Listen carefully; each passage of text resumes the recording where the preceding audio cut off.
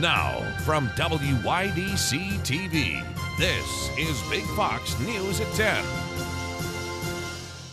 Good evening, I'm Scott Beadle with Big Fox News. We're learning more about that horrific crash involving a limo near Albany over the weekend. The crash happened Saturday afternoon in Schoharie. The driver blew through a stop sign, traveled into the parking lot of a cafe, and then hit an empty parked car. All 18 people in that limo and 2 nearby pedestrians were killed. 4 sisters are among the dead. The group was celebrating the 30th birthday of the youngest sister, Amy Steenberg. She and husband Axel were married earlier this year. He was also in that limo. They did the responsible thing, getting a limo, so they wouldn't have to drive anywhere. Governor Andrew Cuomo says the driver of that limo did not have the appropriate license to be operating that vehicle. He adds the limo itself had failed a state inspection just last month and was not even supposed to be on the road. That investigation is still ongoing. You might have seen flags flying at half-staff today. Governor Cuomo announced flags would be flown at half-staff through Wednesday to honor firefighters who lost their lives while saving others. Tomorrow in Albany, there will be a ceremony to honor 28 New York firefighters who lost their lives this year. Their names will be added to the New York State Fallen Firefighters Memorial, which was dedicated in 1998. There are 2,552 names on that wall, the earliest dating all the way back to 1811. Well, now that fall is in full swing and temperatures start to drop, families look for alternative ways to heat their homes. It's also a time to take some extra precautions. This week is Fire Prevention Week. The motto of the 2018 campaign is Look, Listen, Learn, Be Aware, Fire can happen anywhere. House fires continue to be the most common and most deadly type of disaster that the Red Cross responds to. 7 people lose their lives to house fires every day in the U.S. So Fire Prevention Week is an opportunity to bring awareness to our most common disaster, which are single and multifamily house fires. The American Red Cross has been really putting a push in on preventing that since 2014 with the development of our Home Fire Prevention Campaign and our subsequent nationwide Sound the Alarm effort. So any type of disaster preparedness starts with getting some supplies around.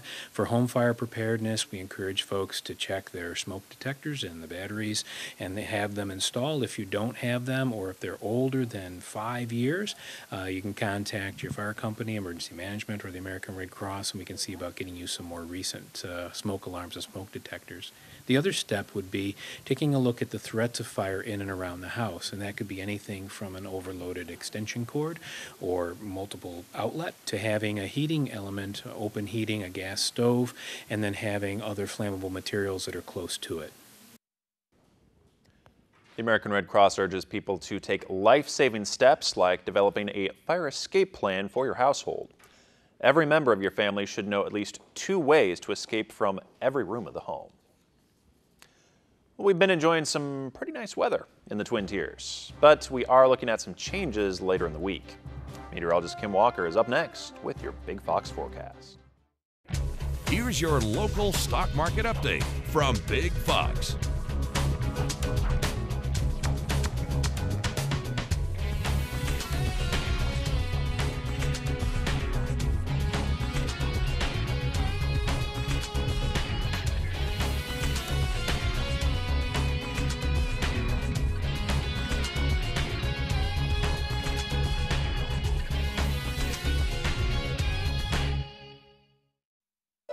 Now, your Twin Tiers forecast from Big Fox.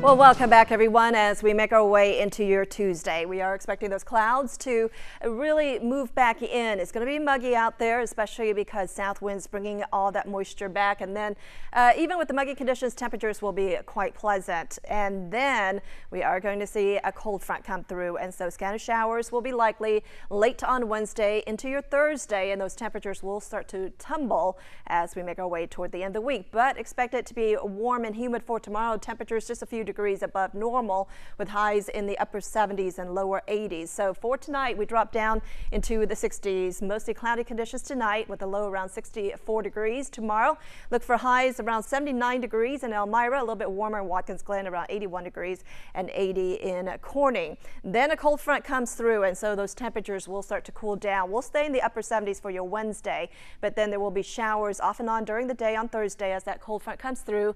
Temperatures dropping down a few degrees and then tumbling down into the 50s as we make our way toward the end of the week. Those clouds will stick around for your Friday, and then we should see a little bit more sunshine as we make our way into your Saturday.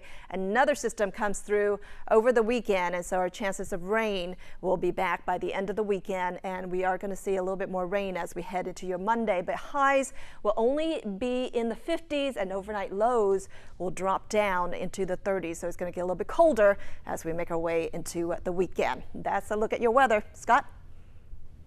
All right, thank you, Kim. Thanks for joining us. Have a great night.